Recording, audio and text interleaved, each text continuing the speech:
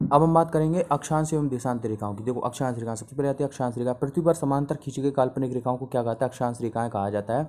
अक्षांश रेखाएं कहा जाता है। अक्षांश की रेखाओं की कुल संख्या कितनी होती है? 179 होती है, जबकि अक्षांशी कुल अक्षांश कितने होते हैं? 181 होते हैं। 181 होते हैं। अक्षांशों की आवश्यकता क्यों पड़ी? दो स्थानों के मध्य की दूरी ज्ञात करने में और तापमान के आधार पर कटिबंधों का निर्धारण करने में अक्षांशों की आवश्यकता पड़ी। दो अक्षांश रेखाओं के बीच की दूरी 111 किलोमीटर होती है, जो कि सभी जगहों पर बराबर होती है। दो अक्षांश रेखाओं के बीच की दूरी को क्या कहता है? कटिबंध कहा जाता है। और अक्षांश रेखाओं को किससे प्रदर्शित किया जाता है? फाई से प्रदर्शित किया जाता है। अब हम बात करेंगे पृथ्वी के बीच से गुजरने वाली रेखा 0 डिग्री अक्षांश रेखा, जिसे विषुवत रेखा या भूमध्य रेखा कहा जाता है। भूमध्य रेखा कहा जाता है। ये पृथ्वी को दो बड़े भागों में, उत्तरी गोलार्ध और दक्षिणी गोलार्ध में बांट देती है। ठीक है। अब सूर्य जो होता है 21 मार्च को सूर्य की किरणें इस रेखा पर लंबवत पड़ती हैं। इसे क्या कहता है? इसे वसंत विषुव कहा जाता है।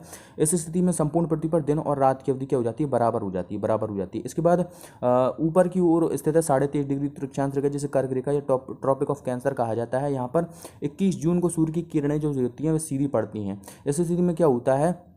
उत्तरी गोलार्ध में सबसे बड़ा दिन और सबसे छोटी रात, जबकि दक्षिण गोलार्ध में सबसे छोटा दिन और सबसे बड़ी रात देखने को मिलती है। इसके बाद 23 सितंबर को दोबारगी से भूमध्य रेखा पर सूर्य की किरणें सीधी पड़ती हैं। इसे क्या कहता है? इसे शरद विषुव कहा जाता है। और फिर से पूरी पृथ्वी पर दिन और रात की अवधि बराबर हो जाती है। फिर नीचे पड़ती है एक रेखा जिसे 23.5 डिग्री दक्षिणी अक्षांश रेखा या ट्रॉपिक ऑफ कैप्रिकॉर्न या मकर रेखा कहा जाता है। यहाँ पर जो होता है वह 22 दिसंबर को सूर्य की किरणें सीधी पड़ती हैं। और इस स्थिति में इसे क्या कहता है? मकर संक्रांति कहा जाता है। और दक्षिण गोलार्ध में सबसे बड़ा दिन, सबसे छोटी रात देखने को मिलती है, जबकि उत्तरी गोलार्ध में सबसे छोटा दिन और सबसे बड़ी रात देखने को मिलती है। 66.5 डिग्री उत्तरी अक्षांश रेखा को आर्कटिक वृत्त कहा जाता है, जबकि 66.5 डिग्री दक्षिणी अक्षांश रेखा को अंटार्कटिक वृत्त कहा जाता है। यहाँ पर सूर्य की किरणें साल भर कैसी पड़ती हैं? तिरछी पड़ती हैं। और इसके बाद 90 डिग्री उत्तरी अक्षांश रेखा को क्या कहता है? उत्तरी पोल, नॉर्थ पोल। और 90 डिग्री दक्षिण अक्षांश रेखा को साउथ पोल कहा जाता है। यहाँ पर सूर्य की किरणें पड़ती ही नहीं है। इन जगहों पर 6 महीने का दिन और 6 महीने की रात देखने को मिलती है। ठीक है। 6 महीने का दिन और 6 महीने की रात देखने को मिलती है। अब पृथ्वी को कटिबंधों के आधार पर 3 प्रकार के 5 कटिबंधों में बांटा गया है। तो सबसे पहले हम बात करें तो पृथ्वी के मध्य से गुजरती है, जिसे कहता है 0 डिग्री अक्षांश रेखा। इसके 10 डिग्री उत्तरी अक्षांश में और 10 डिग्री दक्षिण अक्षांश में इस क्षेत्र को क्या आता है? विषुवत रेखीय निम्न वायुदाब। ठीक है। इसे क्या कहता है? इसे क्या कहता है? विषुवत रेखीय क्षेत्र कहा जाता है। इसे क्या कहता है? विषुवत रेखीय क्षेत्र कहा जाता है। इसे क्या कहा जाता है? विषुवत रेखीय क्षेत्र कहा जाता है। यहाँ पर साल भर जो तापमान होता है वह समान होता है। और यहाँ का औसत तापमान कितना होता है? 16 डिग्री सेल्सियस होता है। यहाँ का औसत तापमान कितना होता है? 16 डिग्री सेल्सियस होता है। यहाँ पर प्रत्येक दिन दोपहर के बाद 26 डिग्री सेल्सियस यहाँ का औसत तापमान होता है। यहाँ पर प्रत्येक दिन दोपहर के बाद क्या होती है? संवहनीय वर्षा होती है। यहाँ पर सबसे ज़्यादा जैव विविधता देखने को मिलती है। सुंदरवन कौन सा वन? अमेजन वर्षा वन इसी क्षेत्र में आता है। सबसे ज़्यादा जैव विविधता इसी क्षेत्र में होती है। सबसे ज़्यादा जैव विविधता इसी क्षेत्र में होती है। इसके बाद 0 डिग्री से लेकर 23.5 डिग्री उत्तरी अक्षांश और 0 डिग्री से लेकर 23.5 डिग्री दक्षिण अक्षांश, इस पूरे क्षेत्र को क्या कहा था? उष्णकटिबंधीय क्षेत्र कहा था। उष्णकटिबंधीय क्षेत्र कहा था। फिर 23.5 डिग्री से लेकर 66 डिग्री उत्तरी गोलार्ध और 23.5 डिग्री से लेकर 66 डिग्री दक्षिणी गोलार्ध, इन दोनों क्षेत्रों को क्या कहता है? शीतोष्ण कटिबंधीय क्षेत्र कहता है। इसके बाद 66 डिग्री से लेकर 90 डिग्री उत्तरी गोलार्ध और 66 डिग्री से लेकर 90 डिग्री दक्षिणी गोलार्ध, इस क्षेत्र को क्या कहता है? शीत कटिबंधीय क्षेत्र कहा जाता है।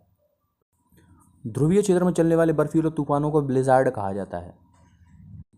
इसके बाद आती है देशांतर रेखा। पृथ्वी पर लंबवत खींची गई काल्पनिक रेखाओं को देशांतर रेखाएं कहा जाता है। ठीक है। इनका आकार कैसा होता है? अर्धचंद्राकार होता है। और उनकी संख्या कितनी होती है? 360 होती है। पृथ्वी को 24 मानक समय जोनों में बांटा गया है।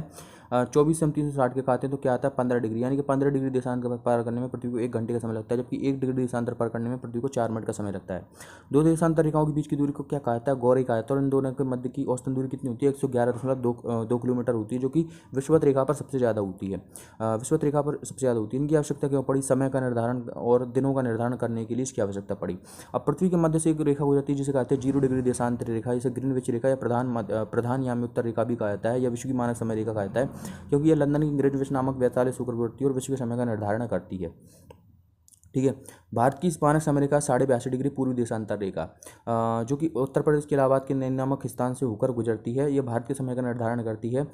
यह ग्रीनविच रेखा से 5.5 घंटे आगे, यानी कि इन दोनों के मध्य 5.5 घंटे का अंतर है। भारत और पाकिस्तान के मानक समयों में 7.5 डिग्री का अंतर है। कितने डिग्री का अंतर है? 7.5 डिग्री। एक बाद आता है इसके बाद 180 डिग्री देशांतर रेखा, जिसे अंतर्राष्ट्रीय तिथि रेखा यानी कि इंटरनेशनल डेडलाइन कहा जाता है। ये कहाँ से होकर गुजरती है? ये प्रशांत महासागर से होकर गुजरती है। इसे किसी भी देश से होकर नहीं गुजारा गया। अपने स्थान से 3 बार हटी है और इसका विचलन 8 बार हुआ है। इसका निर्धारण 1984 ईस्वी में वॉशिंगटन में किया गया था। ठीक है, वॉशिंगटन में किया गया था। इसे किसी भी देश से होकर नहीं गुजारा गया है। ये कहाँ से होकर गुजरती है? चुक्सी सागर, बेरिंग सागर। ठीक है, चुक्सी सागर, बेरिंग सागर, प्रशांत महासागर, अंटार्कटिका महासागर, इन सभी जगहों से होकर यह गुजरती है। ये दिनों का निर्धारण करती है। किसका निर्धारण करती है? दिनों का। विश्व में सबसे ज़्यादा मानक समय रेखाएं किसके पास है? रूस के पास है। 11 मानक समय रेखाएं हैं। 11 मानक समय रेखाएं हैं।